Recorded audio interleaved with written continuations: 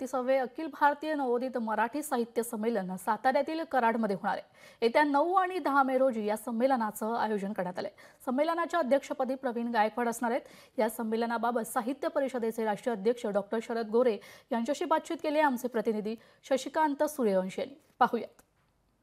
31वे अखिल भारतीय नवोदित मराठी साहित्य संमेलन कराडमध्ये यशवंत नगरीमध्ये येत्या 9 आणि 10 तारखेला आयोजित करण्यात आलेला आहे आणि या सगळ्या संदर्भामध्ये बोलण्यासाठी आपल्याबरोबर डॉक्टर गोरे आहेत।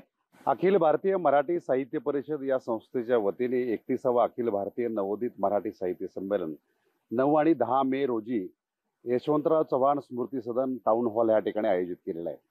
या साहित्य संमेलनास देशभरातून साधारणतः 900 साहित्यिक येणं अपेक्षित आहे। त्याचबरोबर या साहित्य संमेलनाचा शुभारंभ जो आहे लोकनेते यशवंतराव चव्हाण यांच्या स्मृतीस्थळावरती प्रतिसंगम या ठिकाणी पुष्पहार करून आपण सुरुवात करणार आहे। त्यानंतर ग्रंथदिंडी आहे, उद्घाटन समारंभ जो आहे लोकनेते माननीय शरदचंद्रजी पवार साहेब हे ह्या संमेलनाचं उद्घाटन करणार आहेत।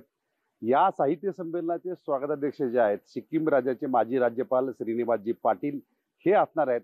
अनेक मान्यवर आहेत। त्यानंतर मग आपण बघितलं की कवी संमेलन आहे, कथाकथन आहे, त्यानंतर परिसंवाद आहे, चर्चासत्र आहे, अनेक मान्यवर आहे की ह्या मान्यवरांच्या उपस्थितीत हा साहित्य संमेलनाचा सोहळा होणार आहे। माझी या साहित्य संमेलनाचा निमंत्रक म्हणून आणि अखिल भारतीय मराठी साहित्य परिषद अध्यक्ष म्हणून सगळ्यांना कळकळीची विनंती की 9 आणि 10 मे रोजी आपण या साहित्य संमेलनाला आपली उपस्थिती दर्शवावी आणि आम्हाला सहकार्य करावं। प्रत्येकाने या साहित्य संमेलनामध्ये सहभाग नोंदवण्यासाठी निमंत्रक आहेत त्यांनी या ठिकाणी आपलं मत व्यक्त केलेलं आहे। शशिकांत सूर्यवंशी, लोकशाही मराठी, सातारा। लोकशाही मराठी ऐका, पहा, जागरूक रहा।